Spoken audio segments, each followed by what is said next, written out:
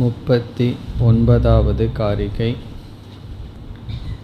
அசஜ்ஜாகரிதே த்ருஷ்ட்வா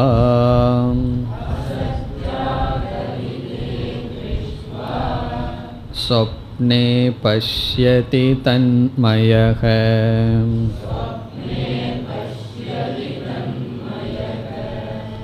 அசத் ஸ்வப்னேபி த்ருஷ்ட்வா ச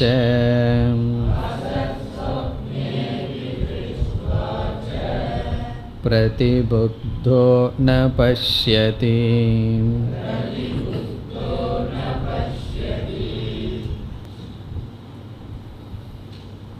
இப்பொழுது நாம் ஜாக்ரத் சொப்பன அவஸ்தைகளுக்குள் இருக்கின்ற சம்பந்தத்தின் அடிப்படையில் விசாரம் செய்து வருகின்றோம். பூர்வபக்ஷியினுடைய கருத்து, ஜாக்ரத் பிரபஞ்சம் சொப்பன பிரபஞ்சத்திற்கு காரணமாக இருப்பதனால் காரணம் சத்தியம் என்ற அடிப்படையில் ஜாக்ரத் சத்தியம், சொப்பனம் மித்யா என்று கூறினான். அதற்கு நம்முடைய பதில், முதலில் ஜாக்ரத் பிரபஞ்சத்தை காரணம் என்று ஏற்றுக்கொண்டு, இரண்டாவதாக ஜாக்ரத் பிரபஞ்சம் காரணம் அல்ல என்று ஏற்றுக்கொண்டு பதில் கூறினோம். ஜாக்ரத் பிரபஞ்சம் காரணம் என்று ஏற்றுக்கொண்ட போதிலும் ஜாக்ரத் பிரபஞ்சம் சொப்பனத்திற்கு காரணமாக இருக்கிறது. ஆகவே அது சொப்பனத்திற்கு சத்தியம். ஆனால் பிரம்மத்தினுடைய நோக்கில் பார்த்தால் பிரம்மத்தினுடைய காரியமாக ஜாக்ரத் பிரபஞ்சம் உள்ளது.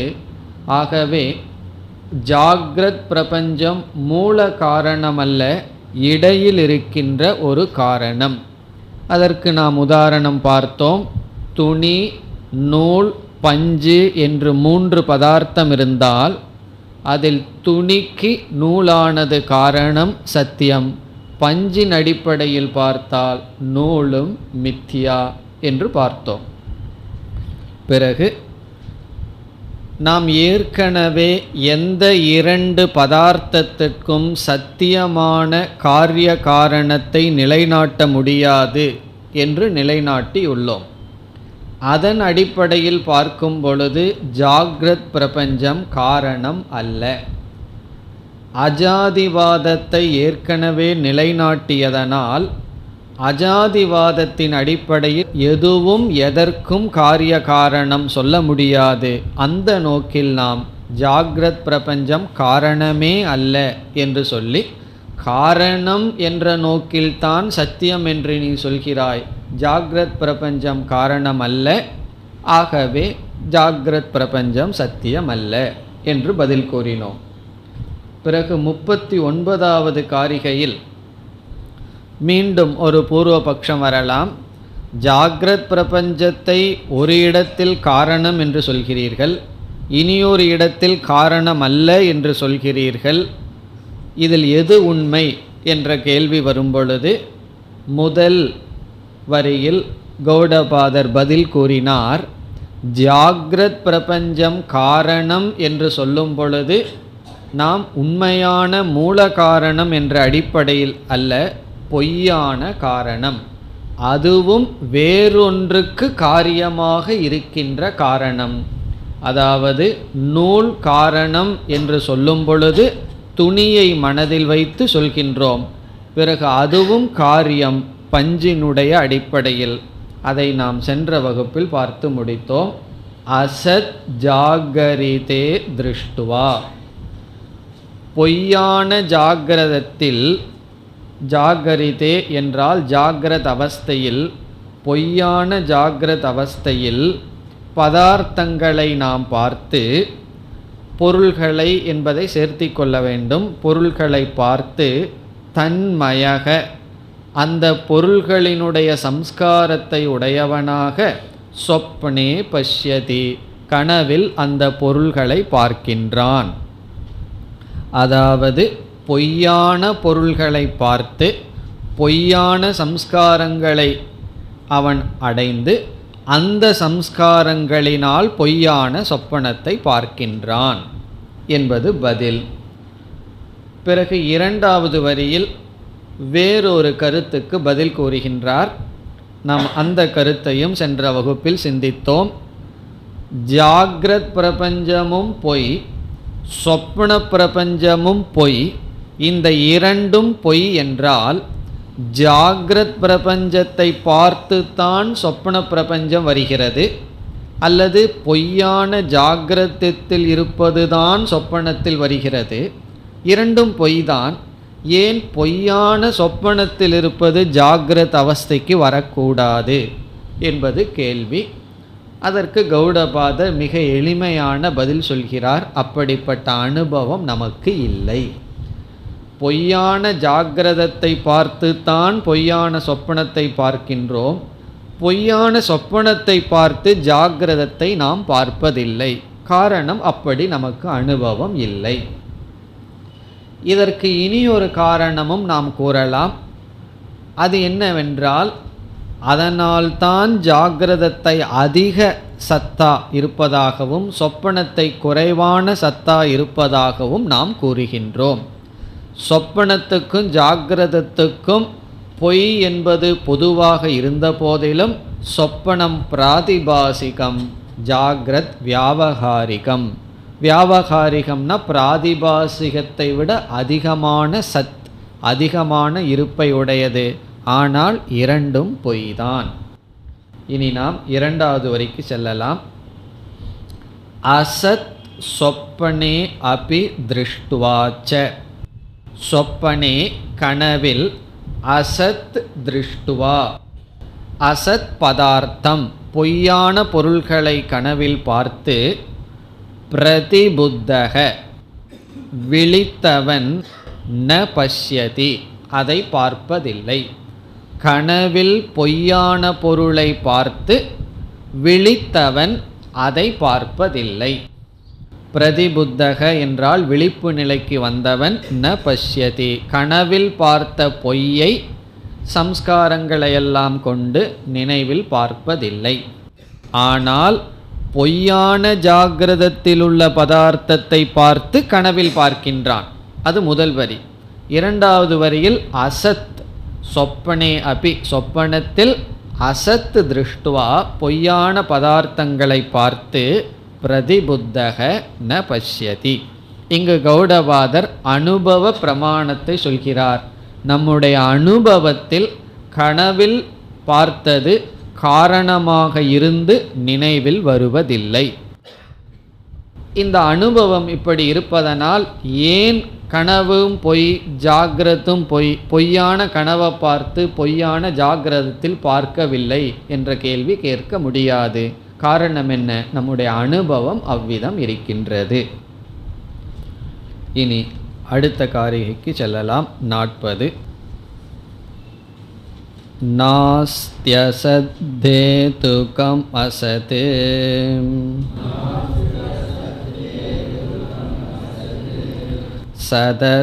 சதசத்தேதுகம் ததா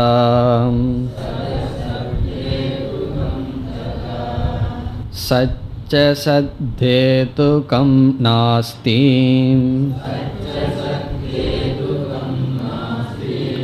சத்தேதுகமசத் குதக.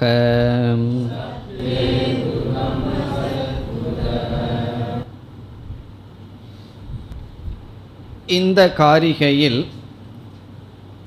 எந்த விதத்திலும் எந்த பதார்த்தங்களுக்கும் காரிய காரண சம்பந்தத்தை கூற முடியாது என்று கூறுகிறார். எந்த விதத்திலும் எந்த பதார்த்தத்துக்கும் காரிய காரண சம்பந்தத்தை நிலைநாட்ட முடியாது. ஏற்கனவே இந்த கருத்து நிலைநாட்டப்பட்டதுதான், மீண்டும் இங்கு நிலைநாட்டுகிறார். பிறகு ஏன் கௌடபாதர் இங்கு மீண்டும் செய்கிறார் என்றால், இங்கு முக்கியமான பூர்வபக்ஷம் என்னவென்றால், சொப்பனம் காரியம், ஜாக்ரத் காரணம். ஆகவே ஜாக்ரத் சத்தியம் என்று சொன்னான். பிறகு என்ன இங்கு சொல்கின்றார், எந்த இரண்டுக்கும் காரிய காரண பாவத்தை நிலைநாட்ட முடியாது. ஆனால் அனுபவத்தில் இரண்டு பொருளுக்கு காரிய காரண பாவம் தெரிகிறதே என்று சொன்னால் அப்பொழுது நாம் கூறுகின்றோம், அனுபவத்தில் தெரிகிறது, உண்மையில் இல்லை, அதனால்தான் அதை மித்யா என்று சொல்கிறோம். நாம் இவ்விதம் சிந்தித்து கொண்டு வந்தால் நம்மை அறியாமலேயே மித்யா லட்சணத்திற்கு சென்று விடுவோம். இது இல்லைங்கிறது எனக்கு புரியுது, ஆனால் நான் பார்க்கிறனே, அதனால தான் மித்யா. இது இல்லைங்கிறது புரிகின்றது, இருந்தாலும் தெரிகிறதே, அதனால்தான் அது மித்யா. ஆகவே அனுபவத்தில் ஏதோ ரெண்டு பொருளுக்கு காரிய காரண பாவம் இருக்கும், எந்த விதத்திலும் காரிய காரண பாவம் சம்பவிக்காது.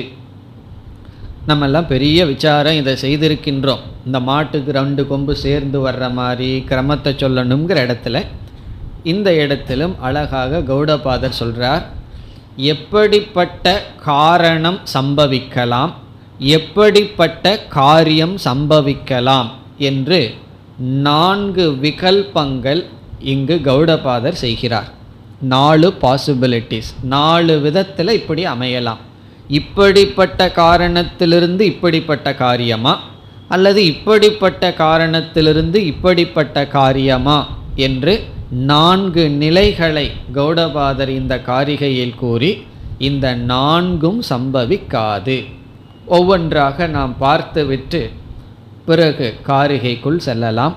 முதல் விகல்பம், முதல் விகல்பம் என்றால் முதல் பாசிபிலிட்டி, இப்படி இருக்கலாம். எப்படி? முதல் என்னவென்றால், அசத் காரணத்திலிருந்து அசத் காரியம் சம்பவிக்கலாமா? அசத் காரணத்திலிருந்து அசத் காரியம் தோன்றலாமா? இப்போ இந்த இடத்துல காரணம் அசத், காரியம் அசத்து. இல்லாத காரணத்திலிருந்து இல்லாத காரியம் தோன்றலாமா? நான் எக்ஸிஸ்டன்ஸ் காஸ், நான் எக்ஸிஸ்டன்ஸ் எஃபெக்ட், அப்படி வரலாமா? இப்படி கேட்டால் நம்ம என்ன பதில் சொல்லுவோம்? கொஞ்சம் புத்தி இருப்பவர்கள் கூட என்ன பதில் சொல்லி விடுவார்கள்? இது எப்படி சம்பவிக்கும்? கண்டிப்பாக சம்பவிக்காது. காரணமே ஒன்று இல்லை. இல்லாததிலிருந்து இல்லாத ஒன்று தோன்ற முடியுமா என்றால் தோன்றவே முடியாது.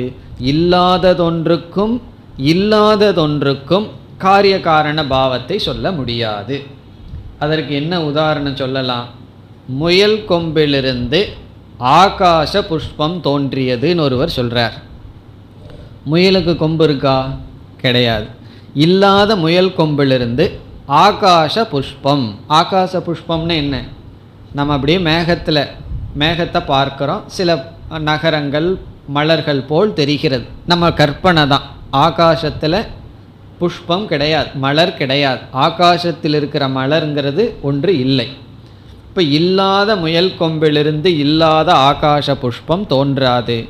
ஆகவே இந்த விகல்பம் சரி வராது. எப்படி? என்ன விகல்பம்? காரணம் அசத்து, காரியம் அசத்து. இல்லாத காரணத்திலிருந்து இல்லாத காரியம் தோன்ற முடியாது. இனி இரண்டாவது விகல்பம், இல்லாத காரணத்திலிருந்து அசத் காரணம். இங்கும் காரணம் அசத். சத் காரியம், இருக்கின்ற காரியம் தோன்றலாமா? காரணம் அசத்து, காரியம் சத். இது இரண்டாவது பாசிபிலிட்டி விகல்பம். முதல் பாசிபிலிட்டி என்ன? காரணம் அசத், காரியமும் அசத். அது கண்டிப்பாக நடக்காது. இரண்டாவது என்ன சான்ஸ் இருக்கலாம்? காரணம் அசத், அந்த அசத்தை அப்படியே வச்சுக்கிறோம், காரியம் சத்தா இருக்கலாமே என்றால் சூன்யவாதிகள் சிலர் இவ்விதம் சொல்கிறார்கள். எல்லாமே சூன்யந்தான், கடைசியில் காரணம்னு போனால் அது சூன்யம், ஆனால் காரியம் மட்டும் இருந்துகிட்ருக்குன்னு சொல்பவர்கள் சூன்யவாதிகளில் சிலர். ஆகவே இது சூன்யவாதத்தை போல் இருக்கின்றது. சூன்யவாதிகள் என்ன சொல்கிறார்கள்? இதெல்லாம் இருக்கிற காரியம்தான், ஆனால் இவைகளையெல்லாம் நீக்கிவிட்டால் காரணம் அசத்து. இல்லாத காரணத்திலிருந்து இப்போ இருக்கிற காரியம் வந்துள்ளது. சூன்யவாதிகள் ஒன்றுமே இல்லைன்னு சொல்கிறார்கள். சிலர் என்ன சொல்கிறார்கள், இந்த காரியம் இருக்கு, ஆனால் கடைசியில் ஒடுங்கும் போது ஒன்றும் கிடையாதுன்னு சொல்கிறார்கள் சில சூன்யவாதிகள். இப்போ இதை எடுத்துக்கொள்ளலாமா என்றால் கௌடபாதர் இதுவும் சம்பவிக்காது. இவர் இங்கே என்ன சொல்றார், 4 விகல்பங்களை சொல்லி இந்த 4ம் நடக்காதுன்னு சொல்றார். ஏன் நடக்காதுங்கிற விளக்கத்தை எல்லாம் சொல்லவில்லை. காரணம் என்ன, இந்த ஸ்டேஜில் நம்ம புரிஞ்சுக்குவோம்னு அவரே விளக்கம் கொடுக்கவில்லை. நம்மளே காரணத்தை கொடுக்கணும், உதாரணத்தை கொடுக்கணும். இல்லாத காரணத்திலிருந்து இருக்கிற காரியம் எப்படி வர முடியும்? என்னிடத்தில் களிமண்ணே கிடையாது, நான் பானையை உருவாக்கி இருக்கின்றேன்னு சொல்ல முடியுமா? அசத் களிமண்ணிலிருந்து பானையான காரியத்தை உருவாக்க முடியாது. அப்படி உருவாக்க முடிஞ்சதுன்னா எப்படி இருக்கும்? நம்ம என்ன உருவாக்கிடுவோம், இல்லாத தங்கத்திலிருந்து விதவிதமான ஆபரணங்களை உருவாக்கி கழுத்தில் போட்டுட்ருக்கலாம். ஆகவே ஆபரணம்னு ஒரு காரியம் வரணும்னா காரணம் இருந்தாக வேண்டும். இதுவும் சம்பவிக்காது. இப்போ முதல் 2 விகல்பங்கள் காரணம் அசத் காரியம் அசத் சம்பவிக்காது, காரணம் அசத் காரியம் சத் சம்பவிக்காது. மூன்றாவது காரணம் சத், இருக்கின்ற காரணத்திடமிருந்து காரியம் சத், இருக்கின்ற காரியம் தோன்றலாமா?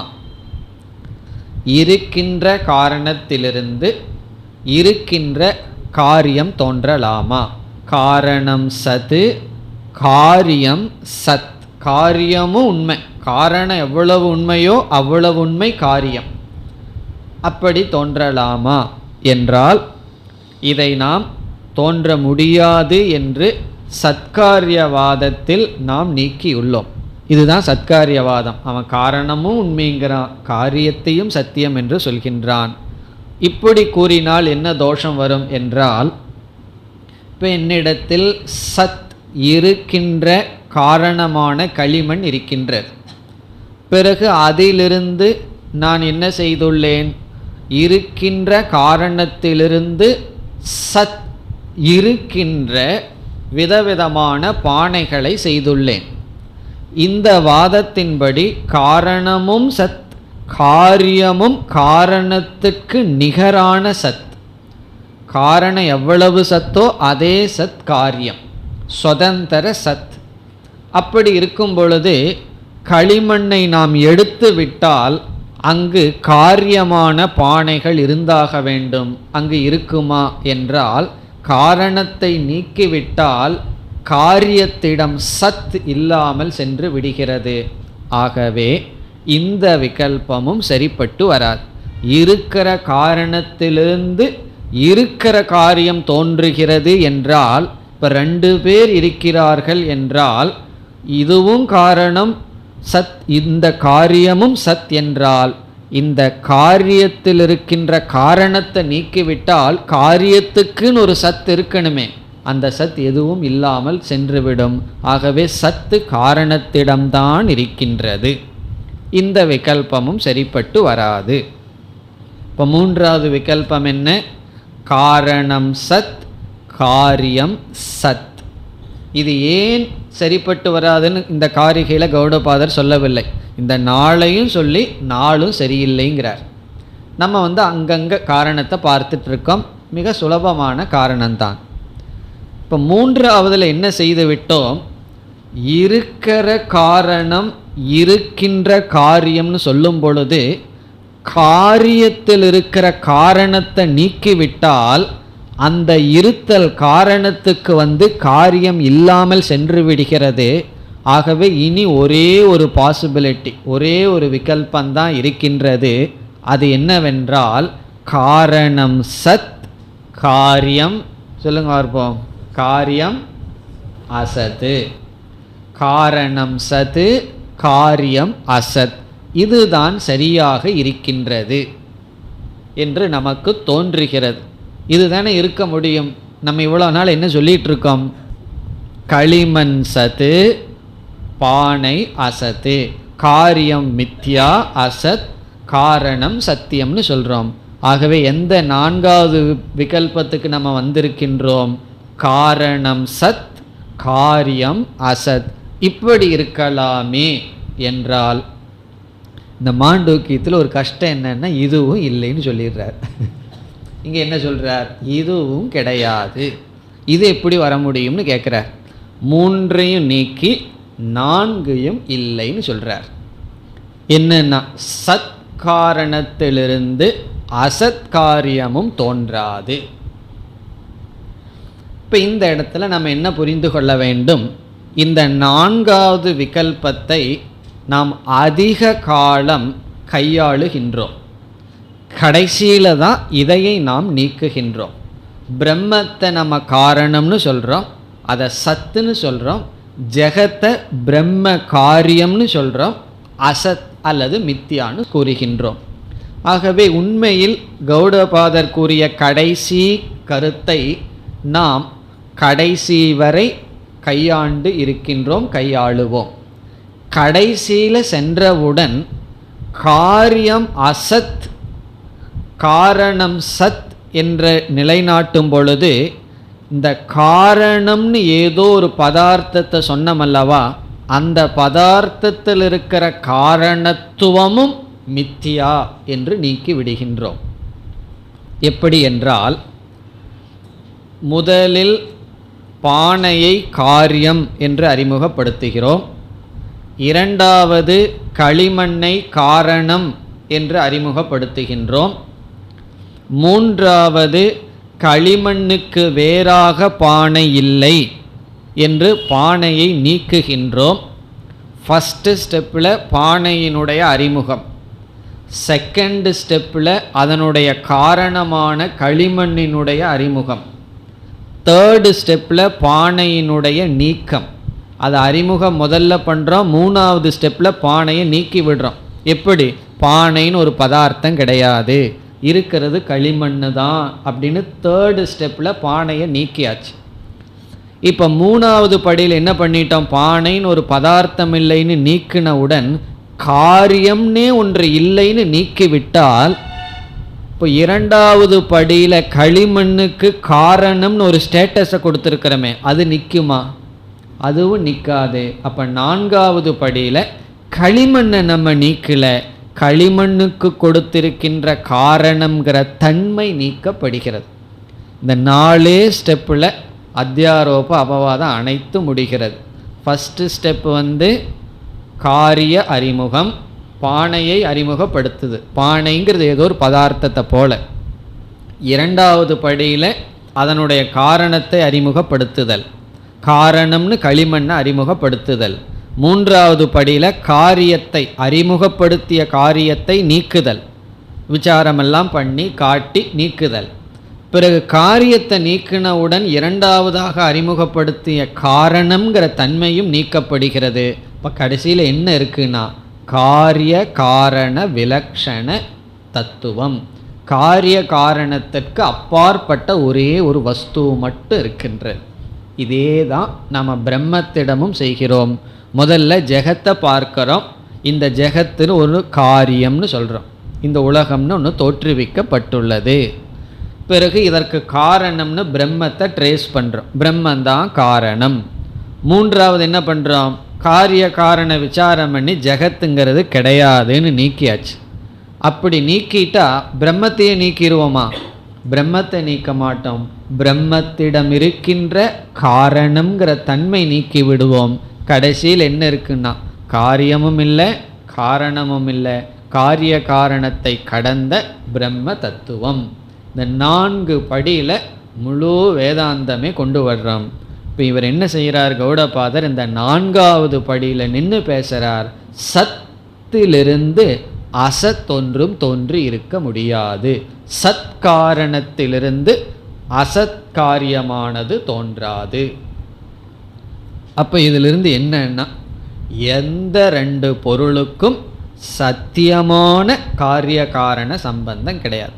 இங்கே அண்டர்லைன் பண்ண வேண்டிய வார்த்தை என்ன? சத்தியமான உண்மையான காரிய காரண பாவம் இல்லை. பிறகு தோற்றத்திற்கு காரிய காரண பாவம் இருக்கிறது. நான் அப்பா, நீ மகன், இதெல்லாம் என்னென்னா தோற்றத்திற்கு. அதை உண்மைன்னு நினச்சி விவகாரம் பண்ண ஆரம்பித்தோம், கஷ்டம் வந்துடும். அவனே கேட்டுருவான் நீ யாருன்னு சொல்லி. அப்படி தோற்றத்திற்கு அனுபவத்துக்கு இருக்கு.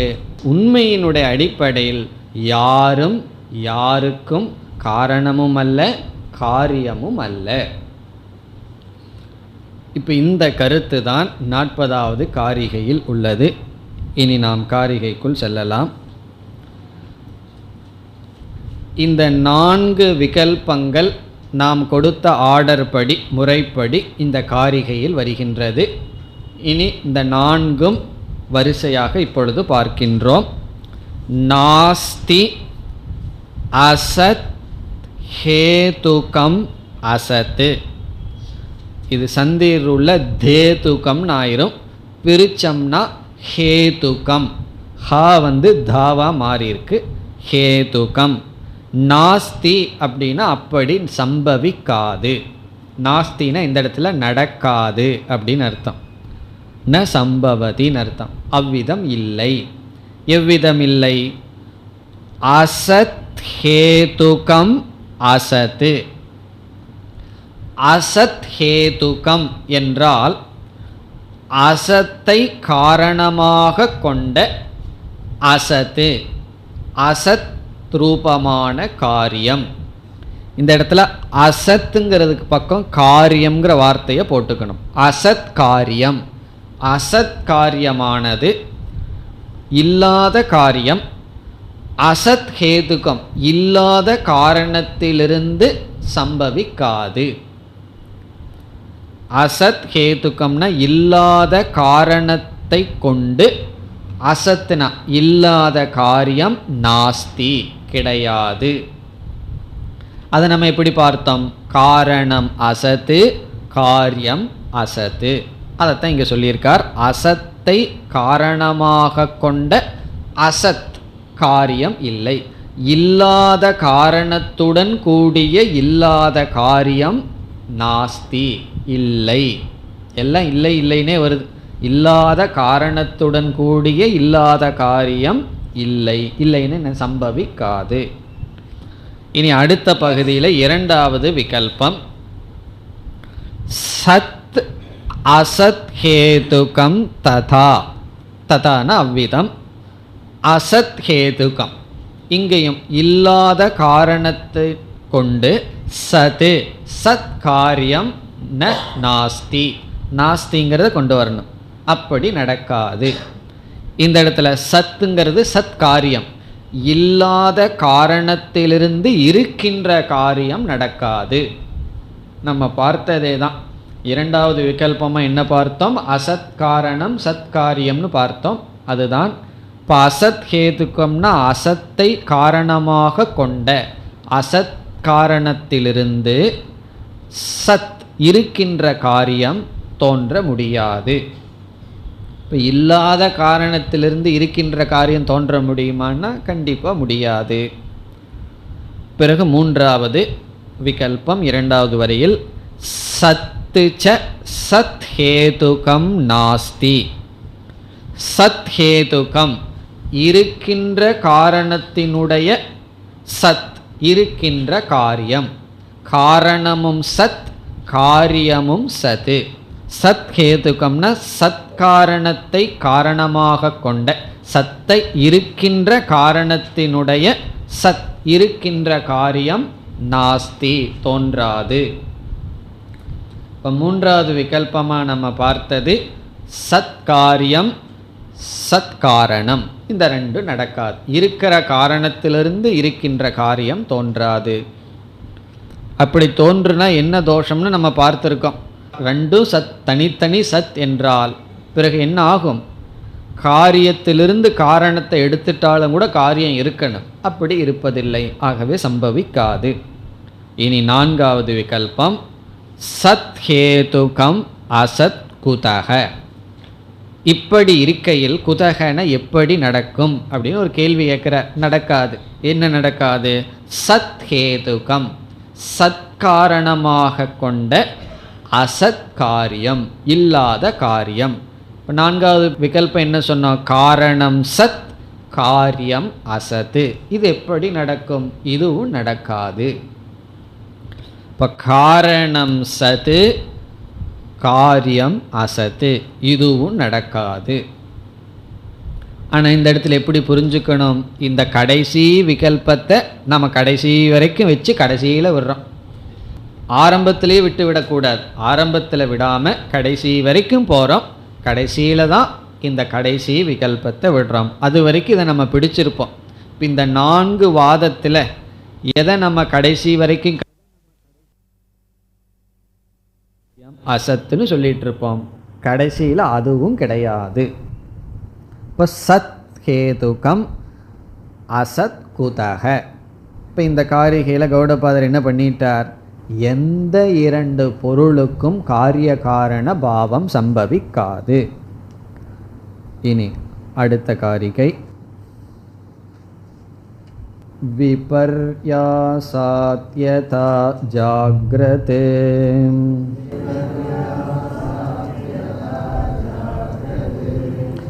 அசிந்த்யான் பூதவத் ஸ்ப்ருஷேத்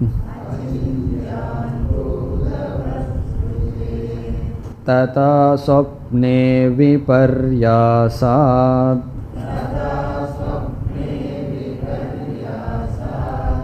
தர்மாம்ஸ்தத்ரைவ பஷ்யதி.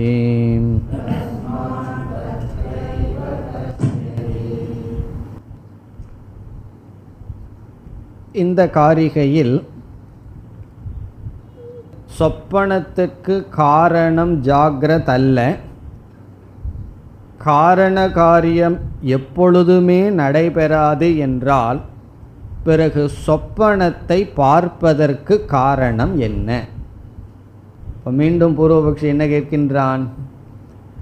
காரிய காரணம் எதற்குமே நடைபெறாதுன்னு சொல்லியாச்சு, சொப்பனத்திற்கு ஜாக்ரத் காரணம் அல்லன்னு சொன்னதற்கு பிறகு மீண்டும் என்ன கேட்கின்றான்? பிறகு நான் சொப்பனத்தை பார்க்கறதுக்கு என்ன காரணம், அவனை எரியாமல் என்ன காரணம் என்று கேட்கின்றான். கயிறு இருக்கு, அது மேலே ஒருத்தன் பாம்பை பார்த்துட்டு இருக்கான். நம்ம எல்லாம் விசாரம் பண்ணி இந்த கயிறு பாம்பை உற்பத்தி பண்ணவே முடியாது, கயிறு எந்த விதத்திலையும் பாம்புக்கு பாம்பினுடைய தோற்றத்துக்கு காரணமே அல்லன்னு நிலைநாட்டி விட்டோம். பிறகு அவன் கேட்கின்றான், பிறகு நான் ஏன் பாம்பை பார்த்து கொண்டு இருக்கின்றேன்? கயிறு காரணம் அல்ல, கயிறிலிருந்து பாம்பு உற்பத்தி ஆகலாதான், காரிய காரண சம்பந்தம் இல்லைதான், பிறகு நான் ஏன் பாம்பை பார்க்கின்றேன்? இந்த கேள்விக்கு பதில் கூறுகின்றார். என்ன பதில்? தவறு, நீ செய்கிற தவறுதான் அது. அதைத்தான் இங்கு விபர்யாசாத் அப்படின்னு சொல்கிறார். விபர்யாசகன எரர், மிஸ்டேக், அத்தியாசம். தவறுதலினால் உன்னுடைய பார்வை அங்கு இருக்கின்றது அல்லது பாம்பானது தெரிகிறது. அதே போல் நீ சொப்பனத்தை பார்க்கறதுக்கு காரணம் என்னன்னா உன்னுடைய மிஸ்டேக், உன்னுடைய தப்பு. ஏன் தப்பு வந்தது அதை அடுத்தது பூர்வபக்ஷி கேட்கலாம் அல்லவா? நான் ஏன் இந்த தப்பை பண்ணினேன்னா அஜ்ஞானம். பிறகு ஏன் இந்த அஜ்ஞானம் வந்ததுன்னா நம்மளுடைய பதில் என்ன? அனாதி. கேள்வி கேட்காத, அஜ்ஞானம் இருக்குது, அது அனுபவம். கௌடபாதர் சொன்ன மாதிரி அனுபவம், அஜ்ஞானத்தோடு பிறந்திருக்கோம், அப்படி ஒரு அனுபவம். பிறகு அந்த அஜ்ஞானத்தினுடைய விளைவாக அத்தியாசம் நடந்துள்ளது, மிஸ்டேக். அதுதான் பதில். பிறகு இந்த உலகத்தை ஏன் பார்க்குறோம்னா பிரம்மத்தை தப்பாக புரிஞ்சிட்டோம், அதுதான் காரணம். பிரம்மத்தை தப்பாக புரிஞ்ச உடனே நம்ம எதை பார்க்குறோம்னா உலகம். பிரம்மத்தை சரியாக புரிஞ்சிட்டோம்னா எதை பார்க்குறோம்னா பிரம்மன். பிரம்மத்தை சரியாக புரிஞ்சிட்டு பிறகு நம்ம எதை பார்ப்போம்? பிரம்மத்தை தான் பார்ப்போம். பிரம்மத்தை தப்பாக புரியும் பொழுது நம்ம பார்க்கிறது பிரபஞ்சம். அதுதான் இங்கு சொல்கிறார். இப்போ இங்கு என்ன கேள்வி, என்ன பதில்? தவறுதல், சொப்பனத்தை நான் பார்க்கின்றேன், அதற்கு எதுவுமே காரணம் அல்லன்னா பிறகு ஏன் தான் நாம் பார்க்கணும்? பதில் மிஸ்டேக், விபர்யாசம். பாம்புக்கு காரணமே அங்கு கிடையாது, கயிறு காரணம் அல்ல எந்த விதத்திலையும். பிறகு ஏன் பாம்பை பார்க்கிறேன்? பதில் என்ன? விபர்யாசக, எரர், மிஸ்டேக். அதை எப்படி கௌடபாதர் கூறுகிறார்? முதல் வரியில் ஜாகிரத அவஸ்தையில் நம்ம தவறுதலாக சில பொருள்களை பார்க்கிறோம். இப்போ ஜாகிரத அவஸ்தையில் கயிறானது சத்தியம், அந்த கயிற்றில் பார்க்கிற பாம்பானது மித்தியா. ஜாகிரத அவஸ்தையில் கயிறு சத்தியம், அந்த ஜாகிரத அவஸ்தைக்கு கயிறு சத்தியம், பாம்பு மித்தியா. அதை உதாரணமாக முதல் வரியில் சொல்கிறார். ஜாகிரத அவஸ்தையில் எப்படி நீ தவறுதலினால் இல்லாததை அல்லது பொய்யானதை நீ பார்க்கிறையோ, அதே போல சொப்பனத்திலும் தவறுதலினால் நீ பார்க்கின்றாய். அங்கு எந்த விதமான பதார்த்தங்களும் கிடையாது. நித்ராங்கிறது ஒரு சக்தி, நித்ரா சக்தியினால் நீ உன்னுடைய சம்ஸ்காரத்திலிருந்து பாஹ்ய பதார்த்தங்களை எல்லாம் உருவாக்கி ஏதோ தவறு நடந்து விட்டது நீ பார்த்து கொண்டு இருக்கின்றாய். அதுதான் பதில். இனி முதல் வரிக்கு வரலாம். இப்போ முதல் வரியில் கௌடபாதர் உதாரணத்தை சொல்கிறார். இன்னும் என்ன உதாரணம்? ஜாகிரத அவஸ்தையில் இருக்கிற அத்தியாசம் உதாரணம். ஜாகிரத அவஸ்தையில் கயிற்றில் பாம்பை பார்க்கிறது, சிற்பியில் வெள்ளியை பார்க்கிறது, வறண்ட பூமியில் நீரை பார்க்கிறது, இதெல்லாம் என்னென்னா இல்லாததை நம்ம பார்க்குறோம். பொய்யான பார்வை ஜாகிரத அவஸ்தையில் நடக்குது. அதுபோல சொப்பனத்தையும் நீ பார்க்கின்றாய். அப்போ இந்த முழு டிஸ்கஷனில் கடைசியாக கௌடபாதர் எப்படி முடிக்கிறார்? நீ சொப்பனத்துக்கும் ஜாகிரதத்துக்கும் சம்பந்தத்தை எடுத்துட்டு ஜாகிரதத்தை சத்தியம்னு நிலைநாட்ட முடியாது. காரணம் என்னன்னா, சொப்பனம்ங்கிறது தவறுதனுடைய விளைவு. அது ஒரு தவறுதல் தானே தவிர அதற்கு ஒரு காரிய காரணத்தை எல்லாம் நீ பேச முடியாது. ஒரு மிஸ்டேக்கு தான் சொப்பனம். அப்படி இருக்கும்போது ஜாகிரதத்தை போய் நீ காரணம்னு நினச்சி அதற்கு சத்தியம்ங்கிற நிலையெல்லாம் கொடுக்க வேண்டாம். இதுதான் சாரம். இனி காரிகைக்குள் செல்லலாம். விபர்யாசாத் யதா ஜாக்ரத். யதா எவ்விதம், எவ்விதம், ஜாக்ரத். இந்த இடத்துல ஜாக்ரத் அப்படிங்கிற சொல்லுக்கு பொருள் ஜாக்ரத் அவஸ்தையில், ஜாக்ரத் அவஸ்தையில், விழிப்பு நிலையில் என்று பொருள். பொதுவாக ஜாக்ரத்னா விழிப்புன்னு அர்த்தம். இதை விழிப்பு நிலையில் என்று புரிந்து கொள்ள வேண்டும். ஜாக்ரத் அவஸ்தாயாம். இப்போ ஜாக்ரத் இஸ் ஈக்குவல் டு ஜாக்ரத் அவஸ்தையில். விபர்யாசாத் தவறுதலினால், மிஸ்டேக், பை மிஸ்டேக், தப்பு பண்ணி நீ என்ன பார்க்கிற? அச்சிந்தியான். அச்சிந்தியான் என்றால் மித்யா பதார்த்தங்கள். மித்யா பதார்த்தத்துக்கு அச்சிந்தியான்னு சொல்கிறார். மித்யா பதார்த்தம்னா என்ன? கயிற்றில் பார்க்குற பாம்பு, வறண்ட பூமியில் பார்க்கிற காணல் நீர், பிறகு சிற்பியில் பார்க்கின்ற வெள்ளி. சிற்பியை நம்ம வெள்ளின்னு நினச்சி பார்த்துட்றோம், வெள்ளி காயின்னு பார்த்துட்றோம். அப்படி அச்சிந்தியான்னு சொன்னால் ஜாகிரத அவஸ்தையில் தவறுதலினால் நாம் பார்க்கிற பொய்யான பொருள்கள் அச்சிந்தியான். அப்படிப்பட்ட பொருள்கள். பூதவத் என்றால் உண்மையாக இருப்பது போல், பூதவத் என்றால் உண்மையாக இருப்பது போல், ஸ்பிருஷேத் பார்க்கின்றாயோ, அனுபவிக்கிறாயோ. ஸ்பிருஷேத்னா தொடுகிறாயோன்னு அர்த்தம். இந்த இடத்துல அனுபவிக்கின்றாயோ அல்லது ஒருவன் அனுபவிக்கின்றானோ. எப்படி ஜாகிரத அவஸ்தையில் தவறுதலினால் பொய்யான பொருள்களை ஒருவன் அனுபவிக்கின்றானோ.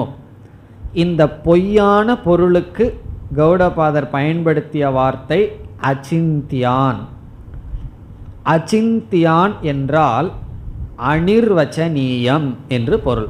வாயில் விளக்க முடியாத பொருள்களை. அச்சிந்தியான் என்ற சொல்லினுடைய பொருள் சிந்திக்க முடியாது அப்படின்னு என்ன அர்த்தம் என்றால் அனிர்வச்சனீய ரூபான், வாயில விளக்க முடியாத பொருள்கள். எதை வாயில விளக்க முடியாது என்றால் பாம்பை வாயில விளக்க முடியாது. வாயில விளக்க முடியாதுன்னா காதில் விளக்க முடியுமான்னு பொருள் அல்ல. வாயில விளக்க முடியாதுன்னு என்ன அர்த்தம்?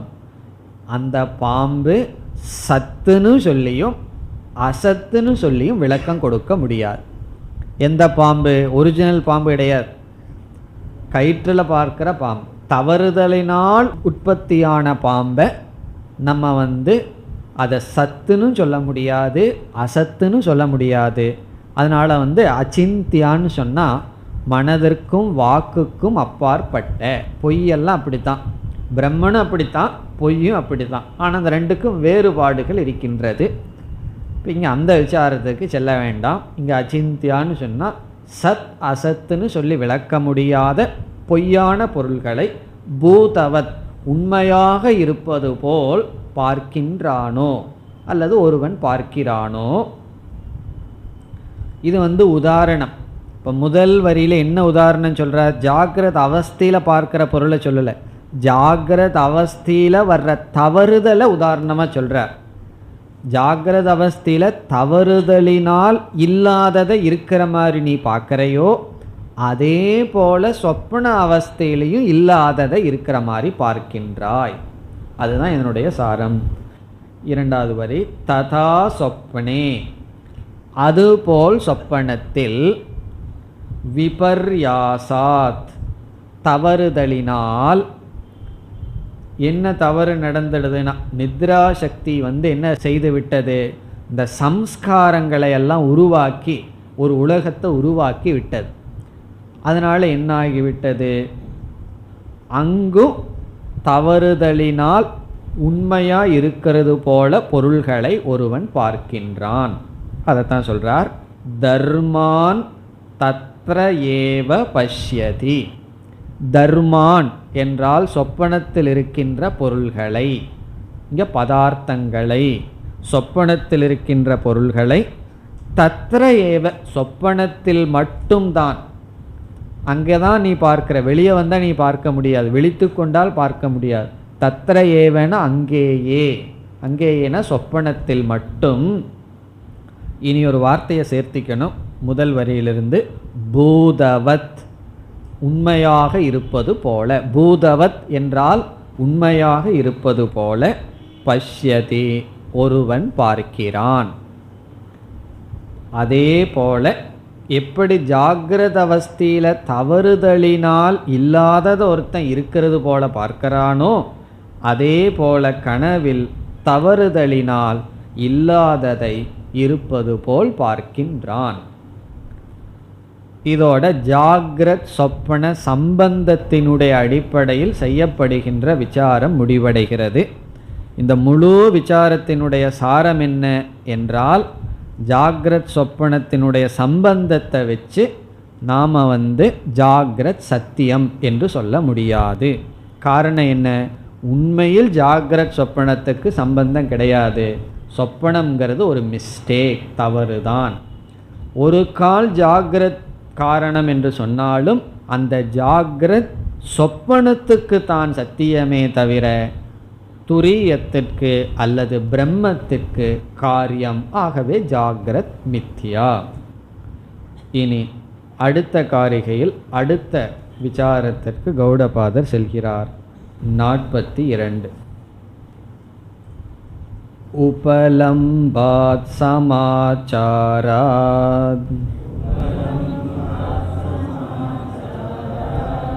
அஸ்தி வஸ்துத்வவாதினாம்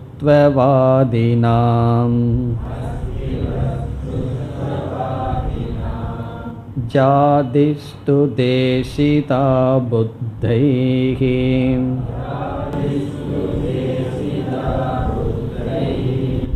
அஜாதேஸ்த்ரசதாம் சதா.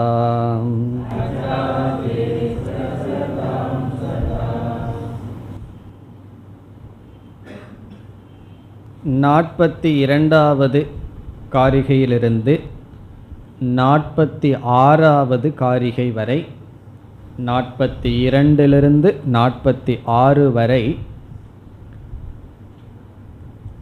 ஜாதி உபதேசத்திற்கான காரணம். ஜாதி உபதேசம் என்றால் இந்த உலகம் தோன்றியது சிருஷ்டி என்ற டாபிக், அதாவது படைப்பு என்பது உபனிஷத்தினாலும் வேதாந்தத்தினாலும் ஏன் பேசப்படுகிறது என்பதற்கு காரணம். ஜாதி உபதேசே ஹேதுகு. நம்முடைய உண்மையான உபதேசம் என்ன? அஜாதி தான், எதுவும் பிறக்கவில்லைங்கிறது நம்முடைய உபதேசம். ஆனாலும் சாஸ்திரத்தில் ஆகாசம் தோன்றுச்சு, வாயு தோன்றியச்சு, இந்த உலகம் தோன்றுச்சுன்னெல்லாம் சொல்லப்பட்டிருக்கே. இப்போ ஜாதிவாதமானது உபனிஷத்தினால் செய்யப்பட்டுள்ளது. அதற்கு என்ன காரணம்? ஏன் ஜாதி பேசப்பட்டுள்ளது? நம்முடைய உண்மையான அல்லது முடிவான கருத்து அஜாதியாக இருக்கின்ற பொழுது, அஜாதி அஜாதின்னு சொல்லிகிட்டு இருக்கோம். பிறகு திடீர்னு முண்டகோபனிஷத்தை எடுத்து படித்தோம்னா என்ன பார்க்குறோம்? யதோர்ணனாபி சிருஜதே கிருண்ணதேன்னு சொல்லி 8 கால் பூச்சியில் போல எல்லாம் நிமித்த காரணம் உபாதான காரணம்னு சொல்லிகிட்டு இருக்கோம். அஜாதின்னு சொன்னால் எந்த காரணமே சொல்லக்கூடாது. பிறகு பகவத்கீதைக்குள்ளெல்லாம் போனால் விபூதின்னு சொல்லி உபாதான காரணத்தை பற்றி ரொம்ப பேசிகிட்டு இருக்கோம். இவ்விதம் நம்முடைய பரம சித்தாந்தம் காரியகாரண விலக்ஷணமான பிரம்மனாக இருக்கும் பொழுது ஏன் காரணவாதம் அல்லது பிரம்மன் காரணம், சிருஷ்டின்னு ஒன்று வந்தது, இந்த உலகம்னு ஒன்று இருக்குது, இது காரியம், இப்படியெல்லாம் பேசுகின்றோம். அதான் ஜாதி உபதேசே ஹேதுகு. ஜாதினா பிறப்பு, உபதேசம் உபனிஷத்துக்களினால் பிறப்பினுடைய பேச்சை பற்றி அல்லது பிறப்பு பேசப்பட்டுள்ளது, அதற்கான காரணத்தை கூறுகின்றார். பிறகு இறுதியில் நம்முடைய சித்தாந்தத்தை கூறுவார். இதுதான் இனிமேல் வருகின்ற கருத்து. இந்த 2 ஸ்லோகங்களில் மிக அழகான கருத்தை கௌடபாதர் நமக்கு கொடுக்கின்றார். என்ன சொல்கின்றார் என்றால், இப்பொழுது என்ன சந்தேகம் நமக்கு வரும்? குறிப்பாக காரிகைகளில் நாம் அதிகம் இருக்கும் பொழுது, மீண்டும் மீண்டும் அஜாதியை நாம் பார்த்து வரும் பொழுது நம்ம மனதில் என்ன சந்தேகம் வரும்? உண்மையில் எந்த பொருளும் தோன்றவில்லை, அஜாதிதான் உண்மையான அறிவாக இருந்தால் ஏன் உபனிஷத்துக்களில் அல்லது பகவத்கீதை அல்லது மற்ற வேதாந்த நூல்களில் சிருஷ்டி என்கின்ற தலைப்பு வருகிறது? பிறகு ஏன் நாம் நிமித்த காரணம், உபாதான காரணம், விவர்த்தவாதம், பரிணாமவாதம் என்றெல்லாம் காரிய காரணத்தை பற்றி அதிகமாக விசாரம் செய்கின்றோம்? மீண்டும் உபனிஷத்துக்குள் பார்த்தால் அதிக மந்திரங்கள் சிருஷ்டியில் தான் இருக்குது. உபனிஷத்தை பார்த்தோம்னா சிருஷ்டியை பற்றி அதிக மந்திரங்கள், மனிதன் தோன்றினான், தேவர்கள் தோன்றினார்கள், இவைகள் தோன்றின, அவைகள் தோன்றின, இப்படியெல்லாம் இருக்குது. பிறகு கடைசியில் நேக நானாஸ்தி கிஞ்சனன்னு ஒரே ஒரு சின்ன வரி, இங்கெல்லாம் ஒன்றும் கிடையாது. இப்போ சிருஷ்டி கிடையாது, ஒன்றுமே இல்லைங்கிறது உபனிஷத்தில் தேடி பார்த்த ஒரு மூலையில் இருக்குது. பிறகு எந்த உபனிஷத்தை எடுத்து பார்த்தாலும் சிருஷ்டி ரொம்ப பேசப்பட்டுள்ளது. அதற்கு ஈஸ்வரனை வேற அறிமுகப்படுத்தப்பட்டுள்ளது. ஏன் இவ்விதம் செய்ய வேண்டும்? உண்மை எதுவுமே பிறக்கவில்லை என்று இருக்கும் பொழுது. இதுதான் நமக்கு வர்ற சந்தேகம். ரொம்ப பேர்த்தினால மாண்டூக்கியத்தை ஜீர்ணிச்சிக்க முடிகிறதில்லை. அடிக்கடி அஜீர்ண ப்ராப்ளம் வருது. சொல்கிறார்கள், இதெல்லாம் நான் ஒத்துக்க மாட்டேன், அது எப்படின்னு சொல்லி நம்மிடமே. ஏதோ சொல்கிறீங்க, கீத கிளாஸ் தான் நல்லா இருக்குது அப்படின்னு சொல்லி. காரணம் என்னென்னா, இந்த அஜாதிவாதம் அஜீர்ணம் பலருக்கு. அது எப்படி எல்லாம் இல்லை இல்லைன்னு சொல்லுவீர்கள், நான் தான் பார்த்து அனுபவிச்சிட்ருக்கிறேனே. இந்த சந்தேகம் கௌடபாதருக்கு திடீர்னு வந்துடுது. காரிகை எழுதிட்டுருக்கிறதுக்கு திடீர்னு இந்த சந்தேகம் அவருக்கு வந்துடுது. உடனே மிக அழகாக இந்த 2 காரிகையில் பதில் சொல்கிறார். என்ன பதில் சொல்கிறார்னு நம்ம விளக்கமாக பார்த்துட்டு காரிகைக்குள் செல்லலாம். இங்கு கௌடபாதர் என்ன சொல்கிறார்? நம்முடைய பரம சித்தாந்தம், பரம சித்தாந்தம்னா முடிவான முடிவு, உண்மை எது? அஜாதிதான். இருந்த போதிலும் ஆரம்பத்தில் இருக்கின்றவர்களுக்கு இதை கிரகித்து கொள்ள முடியாது. ஆகவே படிப்படியாக உபதேசம் செய்ய வேண்டும் என்பதற்காக ஒரு படியாக ஜாதிவாதம் பேசப்பட்டுள்ளது. சிருஷ்டியானது காரண காரிய சம்பந்தமானது உபனிஷத்துக்களில் பேசப்படுவதற்கு காரணம் அது நமக்கு ஒரு படியாக தேவை. அது சித்தாந்தமாக கூறப்படவில்லை. சித்தாந்தம்னா அதை நம்ம நிலைப்படுத்தி கொள்ள வேண்டும், அதுதான் சத்தியம்னு மனதில் நிலைப்படுத்தி கொள்ள சொல்லவில்லை. ஆனால் ஒரு படியாக தேவைப்படுகிறது. பிறகுதான் நாம் இந்த வாதத்திற்கு வர முடியும். அப்போ கௌடபாதருடைய பதில் மந்த மத்தியம அதிகாரினாம், மந்த புத்தி உடையவர்களுக்கு. நம்ம எல்லோருக்கும் மந்த புத்தி தான், மந்தத்துக்கு கீழே ஏதாவது லெவல் இருந்தால் அந்த புத்தி தான் இருக்குது. ஆகவே இவைகள் நமக்கு தேவை. பிறகு அடுத்த ஒரு காரணத்தையும் சொல்கிறார். ஏன் மந்த புத்தி உடையவர்களுக்கு இது தேவை, அல்லது இந்த மந்த புத்தி தான் ஏன் வந்தது, அது ரொம்ப அழகாக சொல்கிறார். இங்கு என்ன கூறுகின்றார்? ஜீவர்களுக்கு, அதாவது நமக்கு மனிதர்களுக்கு பிரத்யக்ஷ பிரமாணம் பயன்படுத்தி மனிதர்களாகிய நாம் பிரத்யக்ஷ பிரமாணத்தை பயன்படுத்தி இந்த பிரத்யக்ஷ பிரமாணத்தில் நமக்கு ரொம்ப ஸ்ரத்தை விட்டது. இதில் ரொம்ப நம்பிக்கை ஸ்ரத்தை விட்டது. எதில்? நம்ம கண்ணில், நம்ம காதில், நம்ம நாக்கில், இதில் எல்லாம் என்ன ஆயிடுது? அதிக ஸ்ரத்தை விட்டது. நம்மளுடைய இந்திரியங்கள் எதெல்லாம் நமக்கு காட்டுதோ அதில் ஸ்ரத்தை, விஸ்வாச திருடமாக மனசில் இருக்கு.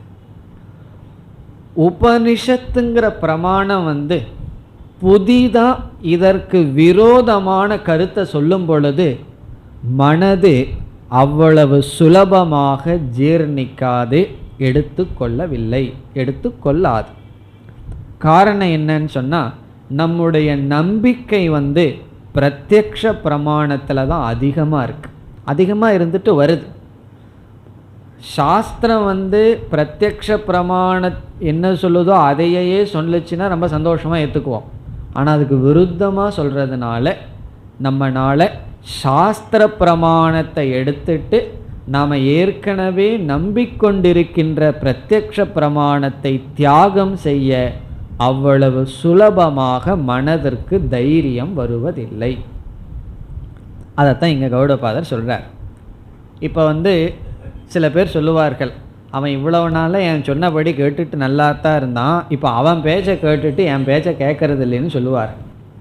அல்லது மருமக வந்த உடனே சொல்கிறது, இத்தனை நாளாக என் பேச்சை தான் கேட்டுட்டு இருந்தான், மருமக வந்த உடனே அவள் பேச்சை கேட்டுட்டு என் பேச்சை கேட்கறது இல்லைன்னு சொல்லுவார். இதனுடைய அர்த்தம் என்னன்னு சொன்னால், இனியொருவரிடத்தில் நமக்கு ஸ்ரத்தை இருக்கும் பொழுது வேறு ஒரு வாக்கியம் வந்தால் அந்த ஸ்ரத்தை இந்த வாக்கியத்தை புரிந்து கொள்ள தடையாக இருக்கும். ஒருத்தருடைய வாக்கியத்தில் நமக்கு ரொம்ப ஸ்ரத்தை இருக்கு. இப்போ ஒருவர் வேறொரு இடத்துல ரொம்ப ஸ்ரத்தையோடு நம்ம இடத்துல வர்றார். அவர் ஏதோ ஒரு கருத்தை அவருக்கு போதிச்சு கொண்டு இருக்கார். அவரிடத்துல இவருக்கு மனதில் ஸ்ரத்தை ரொம்ப இருக்கு. பிறகு என்னிடத்துல வர்றார், நான் பார்க்கிறேன் அவரிடத்துல ஒரு கருத்து தவறாக இருக்கிறதுன்னு சொல்லி, பிறகு உடனே நான் பதில் சொல்கிறேன், இது தவறுன்னு சொல்கிறேன். என்னுடைய சொல் சத்தியமாக இருந்தாலும் அந்த சொல் அவருக்குள்ள அறிவாக செல்லவே செல்லாது. காரணம் என்ன? இந்த சொல்லுக்கு இடையூறாக இருக்கிறது அவருக்கு வேறு ஒரு இடத்துல இருக்கின்ற ஸ்ரத்தை. அந்த வேறு ஒரு இடம் அவருடைய வேல்யூ பேட்டர்னாகவே இருக்கலாம், அவருக்குன்னு சில நிச்சயம் பண்ணி வச்சிருக்கலாம். நான் இது தவறுன்னு சொன்னால் மனதானது ஏற்றுக்கொள்ளாது. காரணம் என்ன என்றால், ஒரு வாக்கியம் உண்மை பொய்ங்கிறத நிலைநாட்டுவதில்லை, அந்த வாக்கியத்தில் கேட்கின்ற பிரமாதாவிடம் ஸ்ரத்தை வராத வரை அந்த வாக்கியம் வெறும் சப்தம்தான். இப்போ உபனிஷத் என்ன சொல்லுது? இப்போ நம்ம லோக்கெல்லாம் அவன் பேச்சை கேட்டுட்டு என் பேச்சை கேட்கலைங்கிறது போல உபனிஷத் நம்மை பார்த்து சொல்லுது, இந்த இந்திரியங்கள் பேச்சை கேட்டுட்டு என் பேச்சை கேட்க மாட்டேங்கிறான். பராஞ்சிகாணி வெதிருநத் ஸ்வயம்பூஹு கடோபனிஷத் சொல்லுது. இந்த இந்திரியங்கள் ரிப்போர்ட் பண்ணுறதையெல்லாம் இவன் சத்தியம்னு எடுத்துக்கொண்டு நான் என்ன சொல்கிறேனோ அது அவனுடைய மனதில் செல்லவில்லை. இப்போ இதில் என்ன பிரச்சனை, என்ன இங்கே நடந்துட்டுருக்குன்னு சொன்னால், அதனால தான் வேதாந்தத்துக்குள்ளே பல வருஷத்துக்கு அப்புறம்தான் வேதாந்தம் நமக்கு வேலை செய்யுது. காரணம் என்ன? பல வருடம் வேதாந்தத்தை கேட்டு கேட்டு உண்மையிலேயே எதை நம்ம டெவலப் பண்ணி வச்சுருக்கோம்? ஏற்கனவே எங்கே நம்ம ஸ்ரத்தை இருந்ததோ அந்த ஸ்ரத்தையை கொஞ்சம் கொஞ்சமாக தியாகம் பண்ணி அந்த ஸ்ரத்தை எடுத்து வேதாந்த வாக்கியத்தில் கொண்டு வர்றது தான் நம்ம வாழ்க்கையில் நடந்துகிட்ருக்கு. நம் முதல் வகுப்பு வேதாந்தத்துக்கு வந்த உடனே தத்துவமசி, 15 வருஷத்துக்கு அப்புறமும் வாத்தியார் என்ன சொல்கிறார்? அதே தான் ஆசிரியர் டீச்சர் சொல்கிறார். பிறகு ஏன் எனக்கு இன்னைக்கு புரிஞ்சுதுன்னா அதுக்கு என்ன காரணம் என்றால், இந்த 10 வருஷத்துக்கு அப்புறம் அதே வாக்கியம் ஞானத்தை கொடுக்கறதுக்கு காரணம் 10 வருஷமாக இவருடைய ஸ்ரத்தையை ஷிஃப்ட் பண்ணுறதுக்கு தேவைப்பட்டது. என்னன்னா அந்த பிரமாணத்திலிருந்து இந்த பிரமாணத்துக்கு ஷிஃப்ட் பண்ண தேவைப்பட்டது. கௌடபாதர் என்ன சொல்கிறார் இங்கு? இவன் பிரத்யக்ஷ பிரமாணத்தை பார்த்து பார்த்து ஜாதி ஜாத்தின்னு சொல்லி, ஜாதின்னு நம்ம ஜாதி முதல் கொண்டு அந்த ஜாதி இந்த ஜாதின்னு சொல்கிறோமே, இதில் எல்லாம் விஸ்வாசம் வந்திருக்கு. நான் அஜாதின்னு சொல்லிகிட்டு இருக்கேன். உபனிஷத் சொல்லுது இவனுக்கு எங்கே இப்போ ஏறப்போகுது, கொஞ்ச நாள் ஆகும், அதனால் அவன் வழியிலேயே கொஞ்சம் விட்டாகணும். உபனிஷத்தை நம்ம விடுது. சரி, அவன் வழியில் கொஞ்சம் விடுவோம். ஆமாப்பா பிறந்திருக்கு.